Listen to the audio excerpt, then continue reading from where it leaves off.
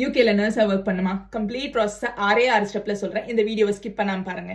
நீங்க ஒரு health care professional, job கிடைச்சி யூகே வரணும்னு நினைக்கிறீங்க, ஆனா ப்ரொசீஜர் தெரியல அப்படின்னா, hi, I'm Vishali Ashok, working as NHS radiographer with 2 years experience from India. Step 1, English language test.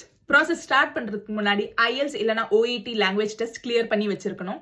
Step 2, NMC registration. நீங்க இங்கிலீஷ் லாங்குவேஜ் டெஸ்ட் கிளியர் பண்ண கையோடய இந்த ரெஜிஸ்ட்ரேஷன் பண்ணிக்கலாம். நம்ம இந்தியாலேயே படிச்சு ஒர்க் பண்றதுனால யூகே வந்து வேலை செய்யறதுக்கு நம்மள பேக்ரவுண்ட் செக் பண்ணுவாங்க அண்ட் ஒரு ப்ரொஃபஷனல் லைசன்ஸ் கொடுப்பாங்க. அதுதான் இந்த NMC ரெஜிஸ்ட்ரேஷன். நீங்க இந்த வெப்சைட்ல அதை அப்ளை பண்ணிக்கலாம்.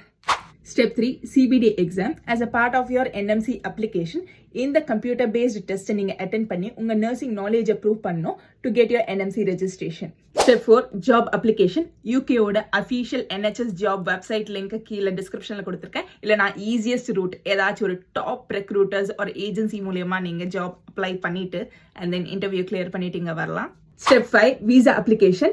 job கிடைச்ச கையோடய அவங்க கொடுத்த sponsorship வச்சுட்டு visa apply பண்ணுங்க. Step 6, OSCE exam.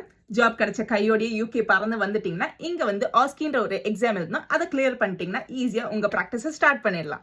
இப்ப நான் சொன்ன ஸ்டெப்ஸை நீங்க பண்ணி முடிக்கிறதுக்கு எவ்வளோ டைம் ஃப்ரேம் ஆகும் அண்ட் எவ்வளோ செலவாகும்ன்றத இந்த டிஸ்கிரிப்ஷன்ல கொடுத்துருக்கேன். இந்த போஸ்ட் சேவ் பண்ணிக்கோங்க. நீங்க ஒரு ஹெல்த் கேர் ப்ரொஃபஷனல், ஜாப் கிடைச்சி யூகே வரணும்னு நினைக்கிறீங்க, ஆனா ப்ரொசீஜர் தெரியல அப்படின்னா உங்களோட ப்ரொஃபஷனல் டைட்டில கமெண்ட்ல சொல்லுங்க. அண்ட் மறக்காம என்னோட விஷாலி அசோக் பேஜை ஃபாலோ பண்ணிக்கோங்க. என்னோட அப்கமிங் வீடியோஸ்ல அதை பத்தின டீடைல்டு டிஸ்கிரிப்ஷனை சொல்றேன். Cheers mate, by.